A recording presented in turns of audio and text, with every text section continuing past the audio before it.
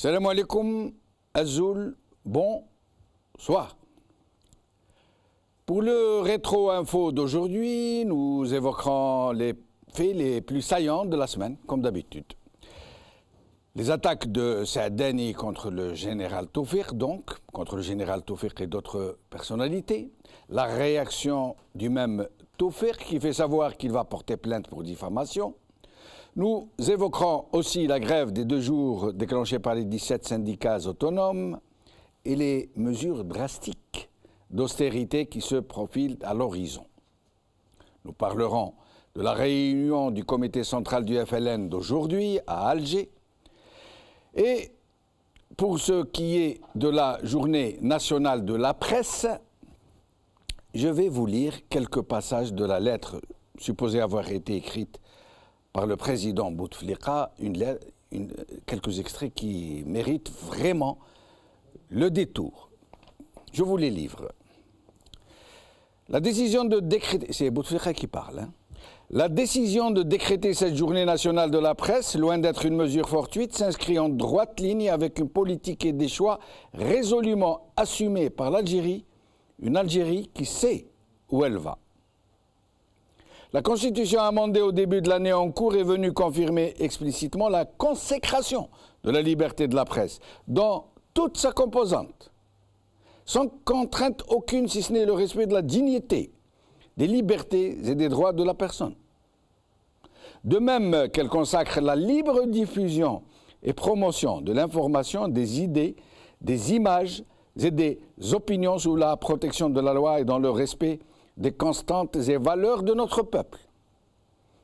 En tant que moujahid, ayant combattu pour la liberté, et en ma qualité de président de la République et garant de la Constitution, je demeure profondément attaché à la liberté en général et à celle de la presse en particulier. Les enfants de mon pays, qui ont choisi ce noble métier qu'est la presse et le journalisme, ont tout mon respect et toute ma considération. Je vous exhorte à ne jamais perdre de vue l'Algérie en tant que patrie, État et peuple. L'Algérie et ses intérêts n'ont pas le pouvoir ni un courant politique quel qu'il soit. Partant de ce principe et de ses règles et limites, vous me trouverez toujours à vos côtés, défenseur de vos droits et œuvrant à la promotion de votre profession. Aujourd'hui, APS, message du président de la République à l'occasion de la journée nationale de la presse. TSA, en 2017, l'État ne construira ni logements, ni autoroutes, ni hôpitaux. Par Hajar Gnanfa. Liberté, les redresseurs président la révolte du comité central contre le secrétaire général du FLN. Épreuve de vérité pour Saadani. Par Hamid Saidani. Le top 3 d'aujourd'hui est donc consacré à une rétro-info de la semaine. Et je rappelle que cette émission est enregistrée. Elle a été enregistrée à 14h30 aujourd'hui. Donc ce que vous voyez en ce moment a été enregistré un peu plus tôt. Donc s'il y a des événements qui surviennent entre-temps, vous comprendrez que nous ne les ayons pas traités. Nous allons commencer par le dernier point soulevé, celui de cette journée nationale de la presse. Qu'est-ce que cela vous inspire?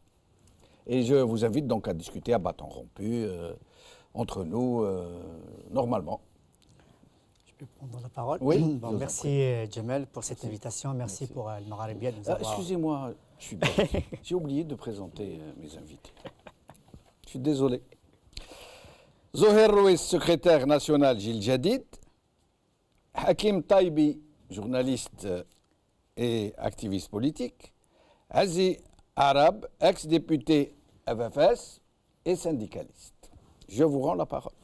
Bien, merci Jamel, merci El Magharibia pour cette invitation et pour cette opportunité que nous a donnée de s'exprimer sur des sujets d'actualité qui nous touchent. Donc, en tant qu'ancien journaliste, même si je me sens toujours comme journaliste, comme le disait un ami journaliste aussi, que tu reconnaîtra un de ces jours, enfin je te le dirai après.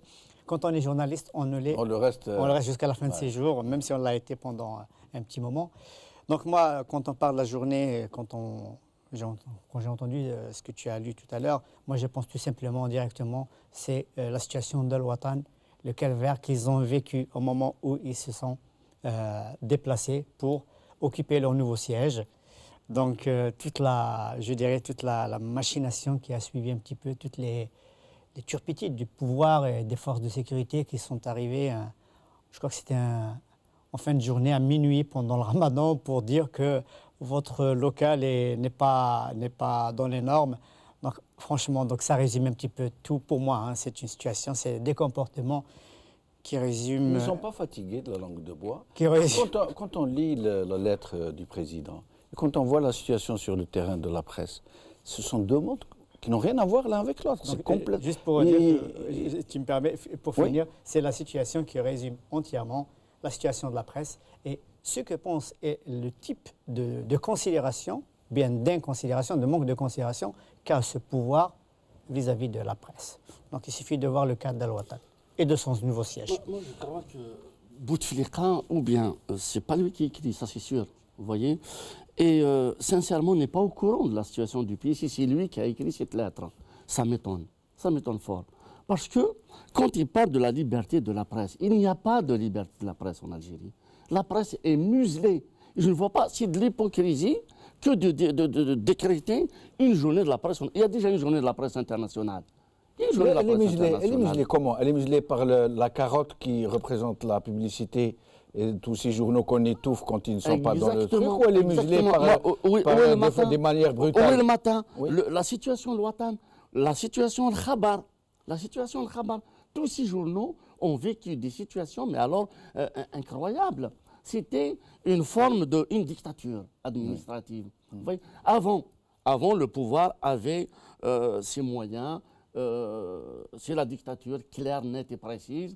Quand il y a un problème, il y a un article, c'est la prison, c'est la censure, c'est l'imprimature. Voilà. Maintenant, ils ont passé à une étape un peu plus moderne. On vous enlève carrément, on vous asphyxie. Ils savent pertinemment que la presse, les journaux, s'il n'y a pas d'argent, s'il n'y a pas de publicité, ça ne marche pas. Donc, qu'est-ce qu'ils font? Ils étouffent, ils asphyxient les journaux par ne pas leur donner une publicité parce qu'ils ont le monopole de la publicité au niveau national. D'ailleurs, le ministre de la presse, les journalistes l'appellent le ministre de la publicité. Exactement. Le ministre de la communication, M. Ali Guéré, comment il s'appelle? s'appelle? Hamid Guéré. Voilà. Donc aujourd'hui, c'est vraiment une lettre hypocrite. C'est de l'hypocrisie sur toute la ligne. Je ne vois pas pourquoi cette lettre. Je ne vois pas pourquoi la journée nationale de la presse, il y a une journée internationale de la presse, et la décréter et parler. Il ne faut pas perdre de vue l'Algérie, comme s'il y a un Algérien qui a perdu de vue l'Algérie. Mais c'est eux qui ont toujours perdu de vue l'Algérie. Mais c'est eux qui ont toujours mis leurs intérêts au-dessus de toute l'Algérie. Mais c'est eux qui ont assassiné encore et encore les chouhada de la Révolution. Ce n'est pas la presse. Aujourd'hui, c'est vrai, on remarque, pour ma part, il y a au moins 3 sortes de journalistes en Algérie. Moi, il y a le journaliste du pouvoir, il assume. Moi, je leur dis, mais est-ce que vous savez au moins les dégâts que vous provoquez dans la société? C'est journaliste du pouvoir, parce que la plume, c'est plus dangereux qu'une arme. C'est vrai, moi ce qui m'étonne un peu, quand je lis par exemple les Moujahid, des Chab, ces journaux publics, à la limite je comprends. Ce sont des gens qui émargent normalement, qui sont des employés des gens du gouvernement, pour ne pas dire du régime. Mais que des journaux privés, je ne citerai aucun d'eux, face dans la surenchère de l'excès de zèle. C'est ce que j'allais vous dire, c'est mon deuxième point. Je vais leur dire à ces journalistes du pouvoir, est-ce qu'ils se rendent compte des dégâts qu'ils provoquent dans la société? Et les écrits restent. Mais bien sûr, Et il y a des journalistes, excusez-moi l'expression, chiétine, qui essaient d'être proches du pouvoir. Ils oublient que ce pouvoir même est ingrat et qu'il va les rejeter un jour ou l'autre. Et je leur dis que ce n'est pas à votre place. Essayez d'être journaliste, point final. Et il y a de vrais journalistes. Ils mettent les bouchées doubles pour se tailler ailleurs et refaire une vie. Il y a de vrais journalistes. Ceux-là, ils font de la résistance. Ceux-là, ils font vraiment de la résistance. À l'exemple des journalistes, je cite le Watan Khabar et tous les journaux qui sont indépendants et qui, à chaque fois qu'ils disent une vérité, et la payent très très cher. Ces gens-là sont, à l'image de tous les démocrates algériens, ils sont dans la résistance. Et continuons de militer et de lutter dans la résistance. La journée nationale de la presse, on n'aurait rien eu à dire si nous étions dans une situation tout à fait normale, un pays normal, avec des institutions élues, démocratiques, etc. On s'en serait réjoui. Voilà, on l'aurait défendu, on se serait tous levés comme un seul homme pour dire effectivement il faut défendre le journalisme, la liberté de la presse, etc. Ailleurs dans le monde, là où il y a des problèmes, pas chez nous. Le problème, c'est que c'est juste risible.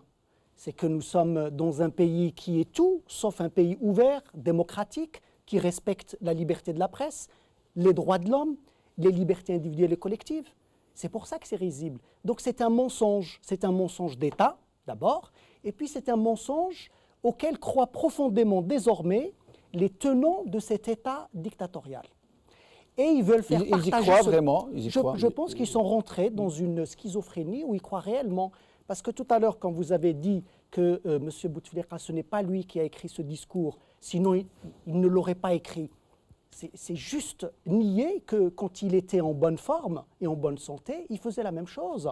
Il n'a jamais cru, malade ou bien portant, il n'a jamais cru dans les valeurs démocratiques, dans la liberté, le respect de l'autre, le respect de l'opinion de l'autre. Il les a toujours niés depuis son premier passage dans le parcours politique. Donc ça le représente parfaitement, même si peut-être aujourd'hui il n'écrit plus ses discours. Donc nous sommes bien dans une représentation de ce qu'il est. Mais le discours d'hier, oui. il est inquiétant en réalité. Parce qu'il y avait dans ce discours-là, au-delà du gros mensonge sur le respect et ce qu'il incarne lui en tant que président, etc., le respect des libertés, il y avait une menace à peine voilée contre la presse électronique. Et comment? Elle n'est pas voilée du tout. Et on y va. Oui, et je pense que c'est le prochain bâton qui va arriver. Ça a commencé, évidemment, la chasse aux blogueurs. Où Yahya a appelé les gens du RND. Google. Oui. Alors, où Yahya a appelé les blogueurs du RND à investir, j'allais dire investir massivement les réseaux sociaux pour réagir et pour défendre l'Algérie. Alors, aujourd'hui, le congrès, plutôt le comité central du FLN, oui. ils ont transmis en direct leur réunion sur Facebook.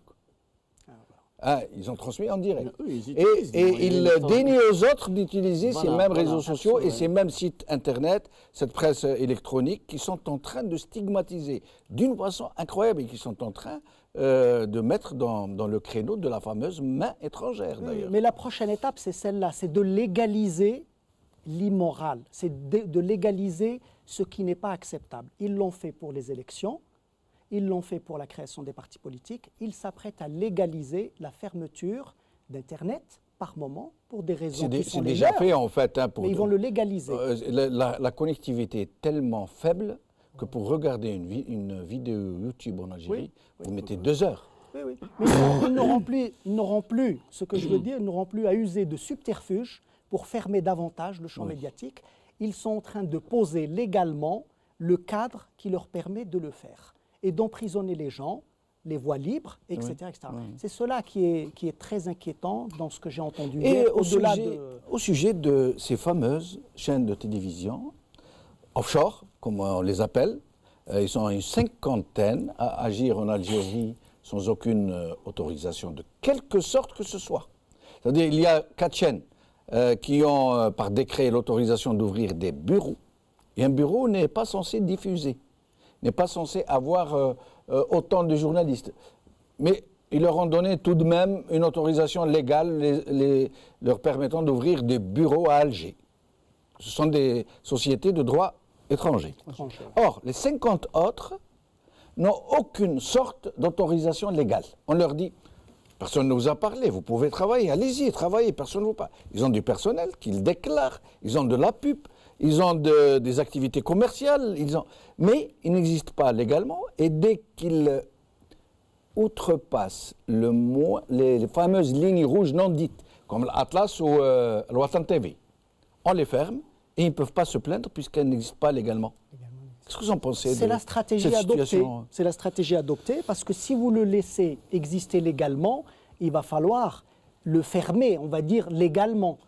À partir du moment où il n'est pas légal, s'il ne dit rien qui contredit, qui contrevient à ce qu'il souhaite, tout va bien. C'est ce que vous décrivez ici. Mais à partir du moment où ça sort du champ, où ça commence à traverser les lignes rouges, L'épée de Damoclès tombe. la décision de fermer, pour eux, elle est tout à fait normale, elle est même légale. Ils vont même dire qu'ils sont dans l'obligation de protéger le pays, puisque vous avez cité tout à l'heure, il faut penser à l'Algérie, etc. C'est-à-dire c'est eux-mêmes qui nous demandent de penser à l'Algérie, eux qui ont tout détruit et ils s'apprêtent à nous mettre un pays devant des situations conflictuelles. C'est vers cela que nous allons. Il n'y a pas que des chaînes de télévision qui sont dans l'illégalité. Vous verrez le nombre d'importateurs qui sont dans l'illégalité avec de faux, comment on appelle ça, registres de commerce, mais c'est incroyable. Moi, j'ai appelé un ami hier. C'est le pays de l'informel. Exactement. J'ai appelé un ami hier pour me donner quelques informations. Et il est dans l'association de Haddad, les patronats algériens. Il m'a dit, Le forum des chefs d'entreprise. Voilà, le forum, la FCE, le FCE. Mais c'est incroyable le nombre d'importateurs. Ces importateurs-là, ils ont des crédits par les banques algériennes avec des faux papiers. Pourvu que ne gênez pas, ne touchez pas aux politiques, et c'est bon. Mais dès que vous commencez à être honnête, à dire ce qu'il ne faut pas dire, c'est là où on vous ferme. Et je vous rejoins. Quand vous dites, par exemple, que ces chaînes, ils existent, il y en a encore d'autres chaînes. L'essentiel, le plus important pour eux, c'est de ne pas les gêner. Et à partir de là, il y a des chaînes de télévision, il y a plusieurs chaînes de télévision. C'est leur image à l'étranger qu'ils soignent. Regardez, voilà. vous dites que l'Algérie n'est pas démocratique. La preuve, il y a autant de chaînes de télévision en Algérie qu'en France. C'est ce qu'ils disent. C'est ça. Et quand ils les interdiront, ils diront ça c'est la loi. Ah bah c'est voilà. comme ça, on applique la Voilà, loi. elles ne sont pas légales, elles ne sont pas autorisées. Absolument. Voilà. Un dernier mot sur ce point avant de changer de sujet. C'est juste par rapport à la précision, ne pas perdre de vue l'Algérie, c'est tout simplement, pour moi, c'est une façon de dire, ne dites rien sur nos dérives, sur nos forfaitures, sur nos gabegies, laissez-nous faire. Voilà, donc c'est un petit peu ça, parce que le journaliste, il n'est pas là pour perdre de vue ou ne pas perdre de vue, il est là pour faire un travail. S'il a des choses... Dans sa tête, il confond l'Algérie au pouvoir. Exactement, voilà. Pour lui, le pouvoir, c'est l'Algérie, l'Algérie, Voilà, c'est son donc pouvoir. voilà, ça c'est... L'Algérie, c'est lui. L'Algérie, la nôtre. De façon C'est la insidieuse, sienne. pour moi, c'est une façon de dire parlez, mais ne parlez rien, ne dites rien de ce que nous faisons de très mauvais, de catastrophique pour le pays. Donc Alors, la grève du lundi et mardi passé, donc que 17 syndicats autonomes appelaient à soutenir, majoritairement des enseignants, mais il y avait aussi des gens de la santé, des fonctionnaires. Et elle a été, nous dit-on, massivement suivie, notamment chez les enseignants, notamment dans le secteur de la santé. Ce que réfute absolument le gouvernement, qui avance des chiffres vraiment, il parle de 7-8% généralement de suivi. Alors, qu'est-ce que vous pourriez nous dire sur... 7%, c'est déjà une reconnaissance, c'est bien. Parce qu'il aurait dit qu'il y a quelques éléments chahuteurs, comme d'habitude, des enseignants de l'extrême gauche ou du FFS ou d'un autre parti politique qui essaient de perturber un petit peu le... D'abord, pourquoi cette grève? Vous savez, il y a une ordonnance, loi, qui gère le système des retraites en Algérie. C'est la 97-13 du 31 mai 97. Ils veulent la changer. C'est-à-dire le système des retraites maintenant, ils veulent que ce soit pour la femme, donc le minimum... Pas de retraite anticipée avant 60 ans. Pas de retraite anticipée avant 60 ans. Pour la femme, 55 ans. Et pour l'homme, 60 ans. Mais il y a une exigence, je crois que c'est... il faut travailler au moins 15 ans sur le même poste. Oui. Là, ils veulent changer celle-là. Ils veulent la changer. Bon, ils n'ont pas associé les syndicats.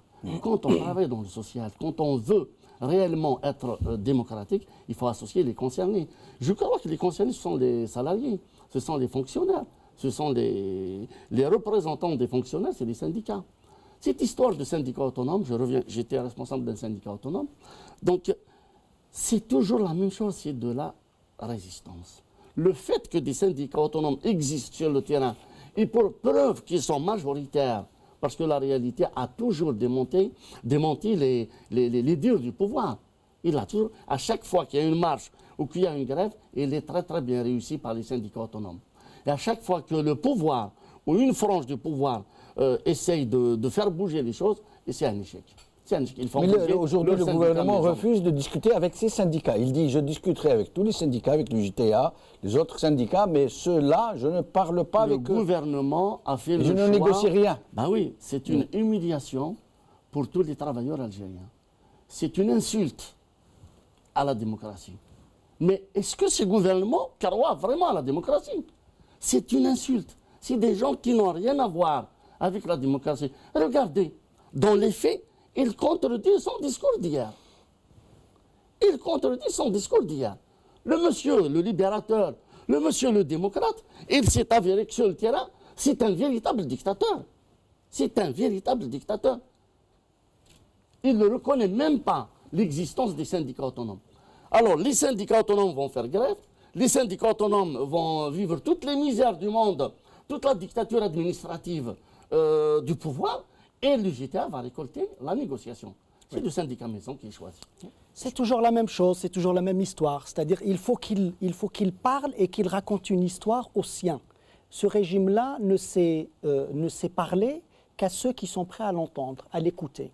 Donc il s'est fabriqué pour cela un tas d'institutions. Il s'est fabriqué un parlement avec de la fraude, il s'est fabriqué des organisations de masse, dont le JTA, il s'est fabriqué une société invisible à laquelle il peut lire un discours, etc., et exhorter tous ses biens, tout ce qu'il peut apporter à l'Algérie, toute sa grandeur à lui, etc. Donc c'est tout à fait logique, il n'y a rien d'étonnant, c'est tout à fait logique et même cohérent que ce régime-là refuse de discuter avec des organisations qui lui échappent, qui sont autonomes et qui n'ont d'intérêt à défendre que ceux les corporations, par exemple, les adhérents, les partis politiques, etc., etc. Donc cela ne l'intéresse pas. Et aujourd'hui, ils évoquent 7 à 8%, c'est parce qu'ils ne peuvent plus contenir les chiffres. Sinon, ils nous auraient dit effectivement qu'il n'y a plus personne, c'est 2-3 personnes, des chahuts de gamins, on a déjà entendu ça par le passé. Donc, ils ne peuvent plus contenir ces chiffres, donc ils évoquent 7-8%, pardon, et ils ne sont pas prêts à négocier avec ces organisations. Mais cette attitude de déni, de refus de voir la réalité en face, ce qui nous amène d'ailleurs sur le sujet prochain, qui est en même temps, qui fait partie aussi des revendications de ces syndicats, qui sont de participer aux négociations sur les prochaines mesures d'austérité qui s'annoncent, sur le pouvoir d'achat, sur le droit du travail qui est en train d'être élaboré. Est-ce que ce régime va avoir, ou ce gouvernement va avoir, les moyens de sa politique, ceux qu'il a déjà eu par le passé, de pouvoir anesthésier toute la société et de faire ce qu'il veut? Est-ce que maintenant, il ne va pas devoir aller au charbon? Les moyens qu'il a eus par le passé, qu'il n'a pas su utiliser pour engager le pays dans de vraies réformes et faire de la création de richesses, etc., il ne les aura plus. C'est terminé. Il ne les a pas utilisés quand il les avait, ils les ont dilapidés, dépensés à des choses qui n'ont probablement aucun intérêt, et aujourd'hui il ne les aura plus. Mais ce régime-là ne veut rien entendre en réalité, et il va, je l'ai dit tout à l'heure, il va devant des difficultés. Voilà. Si nous étions, comme ils le disent, comme ils commencent à avoir l'habitude à le lire à longueur de discours, nous étions dans une démocratie. Il y aurait eu des rouages. Probablement que les réformes qui sont annoncées, peut-être qu'elles sont justes, peut-être qu'elles sont même nécessaires. Mais comme il n'y a pas de rouage, il n'y a pas de relais démocratique pour expliquer ces réformes-là, évidemment ça coince, ça ne peut pas passer. Et puis ça pèse toujours sur les mêmes, parce que tout ce qu'on voit, régime des retraites, l'augmentation des taxes, la TVA qui passe de 17 à 19 pour le taux. Probable réduction des soutiens des prix aux produits de première nécessité. Voilà, les prix qui sont subventionnés, suppression ou réduction de ces subventions, augmentation importante des taxes sur l'électroménager, etc., l'essence, le gasoil qui prend aussi, qui augmente. Tout ça va peser sur qui? Sur les plus faibles. Oui. Voilà, sur la majorité. Ce n'est pas ça qui va toucher les tenants, ceux qui jouissent de ces contrats, etc., ce que vous avez évoqué tout à l'heure. Donc c'est en cela qu'il est en train de préparer les conditions des prochaines révoltes Il y en a des révoltes, il y en a tous les mois, il y a une révolte dans les contrées du pays. Tous les jours. Tous les jours même. Et là, il prépare les grandes révoltes. Voilà. Il va vers de grandes difficultés. Est-ce que les gens, il arrivera un jour où les gens vont se sentir rassemblés par les mêmes revendications, par les mêmes contraintes, par les mêmes soucis, parce qu'en ce moment, nous assistons en effet à des émeutes, à des révoltes, comme vous dites, mais qui sont dispersées, qui ne sont pas simultanées, qui ne portent pas de véritables contestations politiques, entre autres. Mais est-ce que nous allons aller un jour vers cet état d'esprit où les gens vont se sentir tous concernés par les mêmes contraintes, par les mêmes menaces, par les mêmes espérances, j'allais dire? Il nous sera difficile de revivre le 5 octobre. C'est très très difficile pour la simple raison que le pouvoir a eu tout le temps de se reconstruire.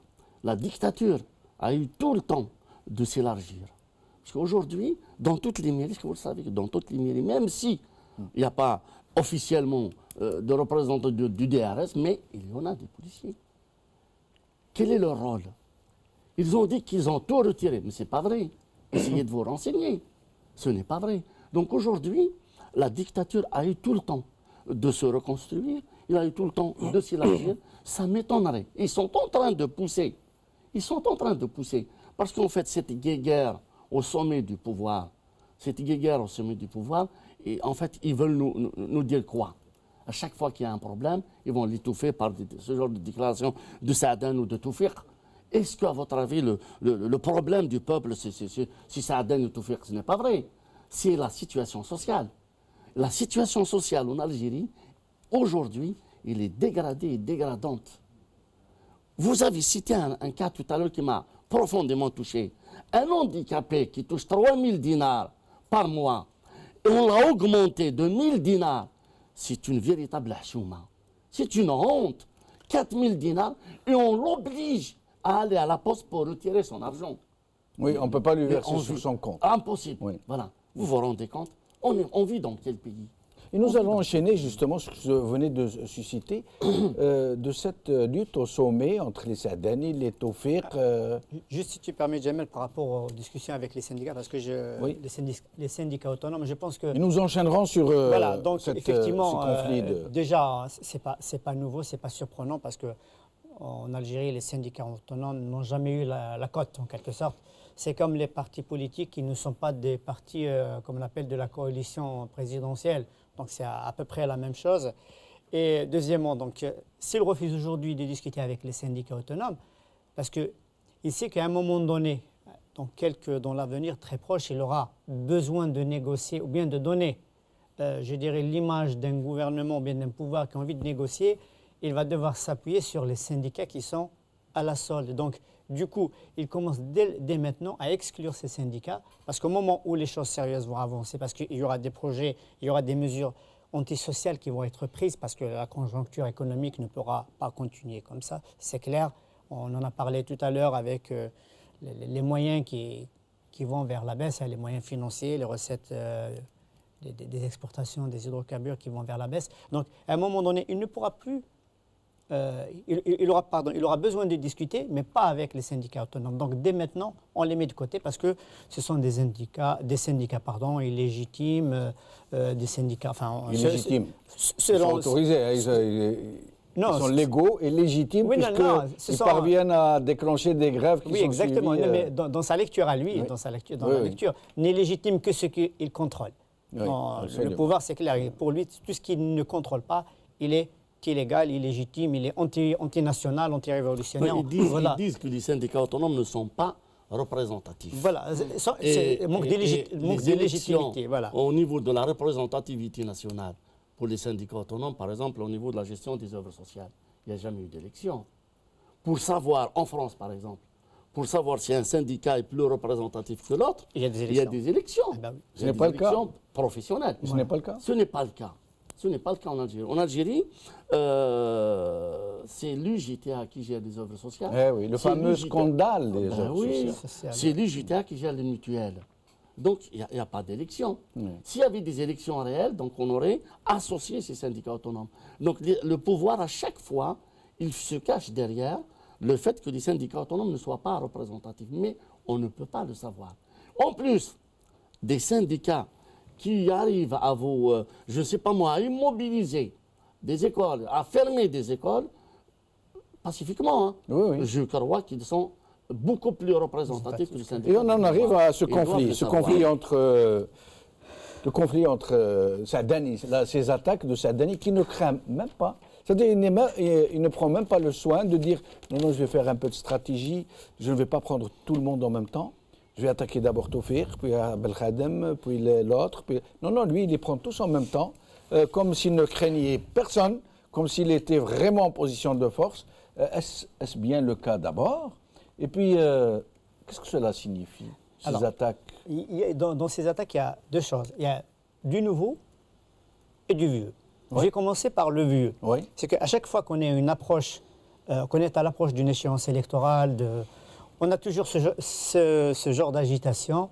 Vous parlez des législatives à la veille des législatives, à la veille des élections, bien des changements annoncés. Donc on a eu toujours, et comme par hasard, ça se passe toujours au sein du FLN. Donc on a eu, à chaque fois, on a toujours... La diversion, vous voulez dire? Absolument. On fait du réchauffé. À chaque fois, on parle du comité central du FLN. C'est comme si on veut donner aux citoyens lambda, comme on dit, on lui donne l'idée que si jamais ça change au sein du FLN, ça va changer à l'échelle nationale. Or, il n'y a rien de tout cela. On a vu des changements, on a vu des coups d'État au sein du FLN. Le défunt Abdelhamid Mahri, un certain nombre de personnes, on a suivi tout ça. On en a parlé des coups d'État, on a crié, oui, ça change au sein du FLN, donc ça va... normalement, ça va changer à l'échelle nationale. Et le 9, ça c'est le vieux. Et le 9 le vieux, c'est que on a entendu dire qu'il y a quelqu'un qui parle de justice. Et ça, c'est magnifique. Tawfiq. Ah, voilà. Donc, il menace, il n'a pas porté plainte. Il a dit, je vais porter plainte dans quelques jours. Donc, c'est déjà magnifique d'entendre ça. Voilà, un homme qui a tout fait durant tout son... je dirais, durant tout son passage à la tête des services qu'il a eu à diriger pour pervertir, dénaturer, Hakim Taibi, moi, il y a une chose... pourquoi on parle un peu vrai? Moi, il y a une chose qui me choque. Il n'y a personne en Algérie, plus que Tawfiq, le général Tawfiq, qui ne sache que la justice est instrumentée d'une façon absolument inimaginable. Scandaleuse. Ça veut dire qu'elle fonctionne au téléphone. Exactement. Alors, il se moque de qui quand il dit porter plainte la justice? Pourquoi? Il ne sait pas que la justice, elle obéit aux puissants de l'heure? Lui-même, il est acteur principal de ce que évidemment la justice actuellement. Il le sait très bien. Il parle de justice. Il y a du nouveau là. C'est ça, moi, c'est ce que je lis. Mais qu'est-ce qu'il veut dire? Ça veut dire qu'on sait qu'il ne croit pas en la justice. On sait qu'il ne va probablement pas porter plainte, sinon il l'aurait fait. Il ne dit pas je vais porter plainte dans 10 jours. Mais Tawfiq, il est dans une situation où il n'a plus aucun pouvoir. Il aurait été toujours le général en fonction et n'aurait pas agi de la même manière. Est-ce qu'il se sent menacé? Est-ce qu'il a peur d'aller en prison comme l'a menacé Saadani? Exactement. Parce qu'il va répondre à Saadani, il va dire des choses encore. Parce que Saadani, en fait, c'est qui Saadani? C'est un porte-voix. Oui. Un porte-voix du clan fort aujourd'hui. C'est un porte-voix. De qui au juste? Je parle de Saïd Bouteflika, je parle du clan qui sont aujourd'hui, qui détient les rênes du pays. Vous voyez? C'est juste un porte-voix. Parce que si on revient au FLN, le FLN n'a jamais été un parti politique. Vous ne pensez pas que ça pourrait être peut-être son propre chef? Vous pensez qu'il ne fait que dire ce qu'on lui dit de faire? Écoutez, le FLN, il n'a jamais été un parti politique. Il a toujours été un instrument au service du pouvoir. J'allais dire au service de tous les pouvoirs. Oui. La seule fois où on a voulu libérer le FLN, on a voulu en faire un parti politique, c'était en 1996. Abdelhamid Mahri, Allah yarhamou, qui est vraiment un homme d'État. Il a voulu du coup d'État scientifique. L'affaire du coup d'État scientifique. Donc là, à partir de ce moment-là, on a réussi à mettre de côté Mahri, et c'est passé quoi? Le FLN est redevenu cet instrument au service de l'armée, au service du pouvoir. Donc aujourd'hui, si Saadane parle, c'est qu'on lui a dicté ce qu'il dit. Et je vous le dis, c'est un porte-voix d'un clan au pouvoir. Et je me demande pourquoi il n'a rien dit quand le général était en fonction. Et si, il a dit. Il a attaqué quand il était en fonction. Effectivement. Il avait dit quoi? Il avait dit Il a menacé, il a dit tu vas partir, tu vas sortir du DRS. Il avait dit qu'il Même ton DRS, il va être démantelé. Mais enfin, ne faisons pas de Saadani quand même un homme d'État, un personnage autour duquel se déroule un certain nombre d'événements à l'échelle d'un pays comme l'Algérie. Saadani, vous venez de le dire, ne représente rien, c'est un porte-voix, c'est un instrument au service des différents régimes qui sont passés. Et je pense que parler plus longtemps de Saadani, c'est vraiment lui donner trop d'importance. Ce qui se passe. Ah non, non, le plus important, c'est le FLN. Oui, non, mais j'ai bien compris. Il représente le parti au pouvoir. Ce que vous évoquez sur l'ex-général Toufeq, d'abord, on lui fait dire qu'il veut porter plainte. Moi, je n'ai pas lu que c'était lui-même qui le disait. Mais le TSA dit de sources sûres. Voilà, on lui fait dire. Voilà absolument. Donc, moi j'ai envie de dire chiche, qu'il y aille et qu'il porte plainte. Je crois que ce qui réjouirait notre ami Hakim, c'est bien ça, c'est qu'on parle de justice maintenant. Donc chiche, qu'il y aille. Mais très franchement, les enjeux du pays sont ailleurs. On parlait tout à l'heure de vrais sujets comme les troubles, les syndicats, les revendications, etc. Et ce qu'on est en train de voir, c'est qu'on essaye d'occuper un petit peu les têtes. D'étouffer les vrais sujets. D'étouffer les vrais sujets, d'écouper les têtes avec autre chose, alors que les vrais sujets sont là aujourd'hui, les vrais conflits sont devant nous, les vrais problèmes sont là, et d'autres plus importants sont devant nous. Et ce régime essaye de squeezer tous ces relais pour créer le vide autour de lui. Il ne veut discuter ni avec les partis, ni avec les vrais syndicats, ni avec les vrais journalistes, ni avec personne d'autre qui n'est pas on va dire, affiliés à lui, qui lui obéissent. Donc il fait le vide autour de lui, et en faisant ce vide-là, il crée des situations encore plus conflictuelles. Parce que demain, quand il y aura des troubles, j'allais vous poser la question. Attention. Pardon, justement, en créant ce genre de vide, de désert politique sur la scène politique, est-ce que ce régime ne pourrait pas le regretter un jour lui-même, puisqu'il ne laisse pas d'alternative à une contestation politique apaisée, sereine, et qui ne laisse finalement la porte ouverte qu'à la seule violence lorsqu'elle sera amenée à exploser? Oui, parce qu'ils pensent, au fond, les tenants de ce régime pensent au fond d'eux-mêmes qu'ils maîtrisent, et qu'ils maîtriseront toujours la situation, et qu'ils trouveront toujours les moyens de perdurer, de bricoler pour perdurer. Mais en réalité, ça, c'est la vérité. C'est qu'ils risquent de mettre le pays. C'est le pays et c'est la population qui va se retrouver confrontée. Ça veut dire que si demain il y a explosion de violence, ce sera bien de sa faute. Eux partiront, ils ont leur bien et leur argent à l'étranger. Mais ça va arranger le pouvoir. Vous avez oublié une chose, c'est que c'est un pouvoir qui se régénère dans la violence et par la violence. Souvenez-vous de ce qui s'est passé le printemps noir. Souvenez-vous de ce qui s'est passé en octobre. C'est un pouvoir qui se régénère dans la violence. Au contraire, il va utiliser cette violence. Il va utiliser cette violence à son profit pour revenir encore pour se refaire une virginité. Ça veut dire que c'est moi ou le déluge. Je suis d'accord si nous étions dans les conditions du passé. Nous ne sommes plus dans les mêmes conditions. Il va les créer les parce que ce que vous voyez aujourd'hui... Le cabinet noir, il est là pour ça. Je vais créer finir. toutes les conditions. Ce que vous voyez aujourd'hui... On a parlé de Saadani et Toufeq, c'est qu'en fait, ils se bouffent le nez entre eux, ce que nous n'avions pas avant. Oui. Ils arrivaient à contrôler le pays par la violence, comme vous le dites, parfaitement. Et dans le consensus. Et par le consensus entre eux. À partir du moment où ils avaient décidé que c'était cette voie-là, tout le monde suivait. Sauf qu'aujourd'hui, avec ce qui se passe, un président inexistant et malade, ils se bouffent le nez entre eux et les affaires sortent entre eux et il n'y a plus de consensus entre eux. Ça veut dire quoi? Ça veut dire que demain, s'il y a violence, ils n'arriveront pas à reprendre la main sur le pays et ce sont plutôt les extrêmes qui profiteront de la situation et mèneront le pays davantage dans le chaos, etc., comme vous venez de le rappeler. Alors, il nous reste une dizaine de minutes et deux sujets dont il faudra parler. La réunion du comité central du FLN, puis nous finirons par l'opéra d'Alger. Alors, le Conseil constitutionnel. Le comité central. Vous parlez de Saadani comme si il représentait quelque chose. Il peut qu'il s'en sauter ce soir. Oui, on dit qu'il est possible. C'est diffusible. J'ai dit que ce n'était pas une personnalité sur laquelle il fallait parler. Mais cette guerre entre lui et Toufeq, il suffit qu'il y ait un changement à la tête de FLN. Hop. Et nous arrivons justement au FLN. Ce comité central, comment il va se passer à votre avis? Nous sommes en train de faire l'émission à 14h30. donc qui sera diffusé à 20h. Donc d'ici là, peut-être qu'il se passera des choses. On est en train de parler d'ores et déjà d'un départ éventuel de Saadani. D'autres disent non, c'est complètement ridicule. Il n'a jamais été en une telle position de force. Il est totalement exclu qu'il parte. À votre avis? Moi, à mon avis, là, en ce moment, Oui. Saadani a trop fait dans le mensonge, il a trop fait dans le... Comme tous, hein, comme tous. Vous connaissez des gens du FLN qui ont été honnêtes, intègres? Mais la plupart des responsables du FLN, je lis un petit peu la presse ici, on a un petit peu la presse aujourd'hui. Abdelhamid Mahri, ils souhaitent son départ. Excepté. oui. Voilà. Rabbi yarhamou. Voilà. Et souhaite son départ.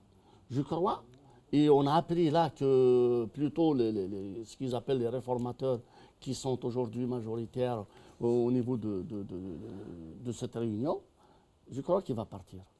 Et au contraire, il va partir pour apaiser la situation avec l'armée. Parce que... Pourquoi l'armée lui en voudrait? Ah ben oui, parce que le général, il a encore ses relais dans l'armée. Il a encore ses relais dans l'armée. Celui qui l'a remplacé était quand même son... comment on appelle ça? Tartak. Ben oui, Tartak. Tartak, quand celui-là était au pouvoir, et que Tartak était quand même... Oui, mais ils sont pas amis, mais alors pas amis du tout. Hein. Ben oui, Au contraire. ils sont amis par intérêt. Au contraire. ces gens-là. Écoutez qu'ils Ils sont partent. amis par intérêt. Tovir ces gens-là. considère Ça, Tartak c'est- comme étant quelqu'un qui l'a trahi. Hein, et ceux qui sont du côté de Tovir le pensent aussi. Moi, je pense qu'il ne faut pas attendre grand-chose de ce De comité, ce comité central. Pour la simple raison que je considère Saadani comme étant, je ne sais pas, je vais faire une petite métaphore un petit peu basique, hein, très simple. C'est comme une batterie, hein, vous allez l'utiliser jusqu'à ce qu'elle se vide. Donc là, il lui reste encore quelque chose. Moi, je crois que c'est trop facile de dire ça.